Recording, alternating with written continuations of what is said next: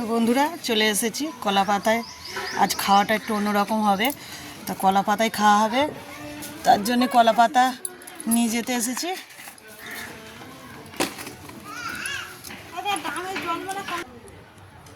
তো দেখো মেয়েকে প্রসাদ বেড়ে দিয়েছি, তো আজ খাওয়াটা একটু অন্যরকম। দেখো তো কলা পাতায় খাওয়া হবে প্রসাদ আজ একাদশীর উপলক্ষে।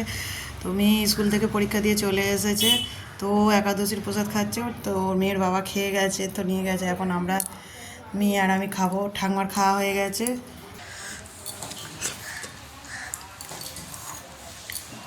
এতে আছে মিষ্টির জল।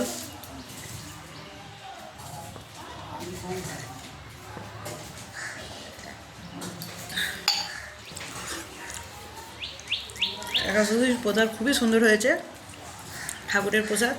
কারা কারা খাবে চলে এসো বন্ধুরা। কারা কারা কী প্রসাদ তৈরি করো একাদশীর দিনকে কমেন্ট করে জানাবে। তো এদিকে দেখো মেয়েও খাচ্ছে, তবে একটু নুন নিয়েছে, নুন দিয়ে মাখি মাখি খাচ্ছে। সিধু কেমন লাগে তোমার খেতে? দারুণ লাগছে।